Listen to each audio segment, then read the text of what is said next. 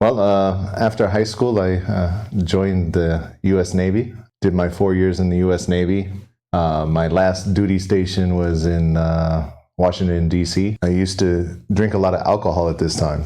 So on the weekends, to support my alcohol habit, I would make extra money working in the clubs in Washington, D.C. What ended up happening is most of the clubs were filled with Muslims, specifically from North Africa. From Algeria, Tunisia, Morocco. It was interesting because even the club owners were Muslim that owned the clubs there. During the month of Ramadan, what would happen is the clubs became empty, and I couldn't figure out why. Pernah bertugas di Angkatan Laut Amerika. Pria ini menghabiskan akhir pekannya bekerja di Klub Malam demi memenuhi kebiasaan minumnya. Namun saat Ramadan tiba, klub-klub tersebut mendadak sepi. Teman-teman Muslimnya menjelaskan bahwa selama Ramadan, mereka berhenti minum, berjudi, dan meninggalkan kebiasaan buruk untuk mentaati perintah Tuhan. Rasa penasaran ini mendorongnya untuk mempelajari Islam lebih dalam. Setelah 2 tahun pencarian, dia akhirnya mengucapkan syahadat.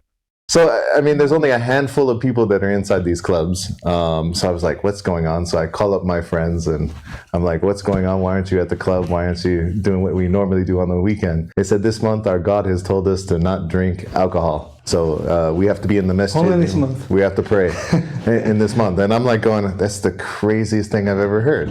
So for 1 month, you guys stop drinking alcohol, you stop doing drugs, you stop chasing after women, you stop doing all of these things that you do for 1 whole month, and you stand in the front lines and pray. I said, either you are the craziest people on the planet, or you're the most strongest people. This just kind of boggled my mind. But it piqued my curiosity, and I went down to the library and got a copy of the Quran, and I started reading it. Kisah ini mengajarkan kita bahwa meskipun ada teman muslim yang belum sepenuhnya menjalankan ajaran agama, kita harus menasihati mereka dengan lembut. Bisa jadi, mereka justru menjadi jalan hidayah bagi orang lain. So I started with Fatiha, of course, the opening chapter of the Quran, and then came to Surah Baqarah, which is the second chapter of the Quran. And this is all the do's and the don'ts in Islam. It's all outlined in Surah Baqarah.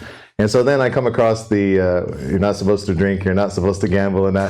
But I didn't see any during the month of Ramadan in there. So I'm like, wait a minute. I said, something's wrong. You're supposed to never do this, not only during Ramadan. And so what ended up happening is I started giving like dawah, calling them back to Islam. And they said, you know our religion better than us. So, yeah, interesting. And then I ended up becoming Muslim.